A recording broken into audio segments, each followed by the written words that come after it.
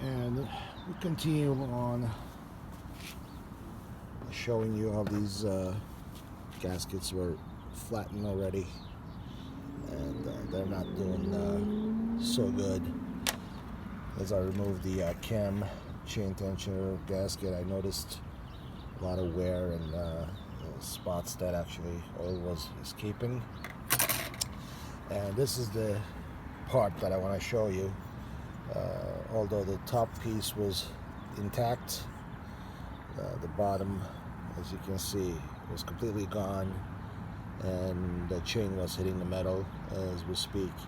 All those pieces of metal probably end up in the oil pan, and didn't cause a significant damage, but you can tell this was the top piece, and this what remained from the bottom piece that I could find inside the housing. I couldn't find anything in the cam rail and in that housing area. I didn't see anything visible, but that's where we're at. There were no damage done to cam lobes, so I don't see any excessive damage there at all. So we were lucky on this one. These spark plugs, interestingly, look original to me. As you can see from the rust belt and how they were worn. If anything, maybe they were replaced once, but they're the original engine case. The valve cover gasket, I was wondering what was leaking. It was very soft, and some parts are very brittle. It's hard to tell with these. And this piece right there was cracked and eventually broke off. That's another reason, and it's a bunch of residue in there. It's from drying oil. And this is an interesting piece right there. This is a clamp for vacuum hose. They attach to this, and look what happens. Literally, this hose molded into the clamp's pressure and eventually lost its shape. Interesting design.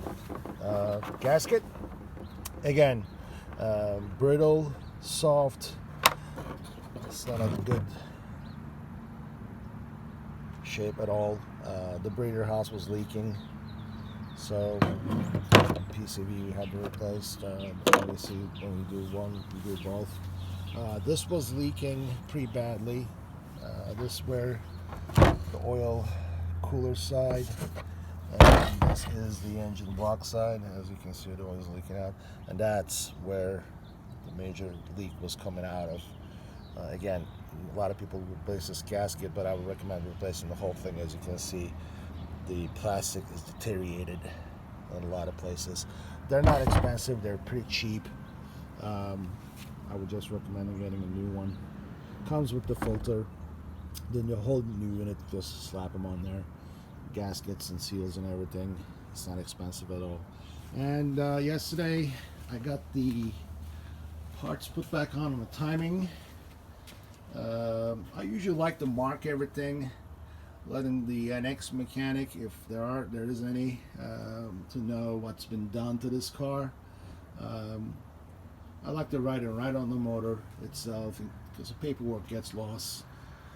So I'll put the valve cover back on, new gaskets, new plugs, new PCV. I'm rerouting the hose today.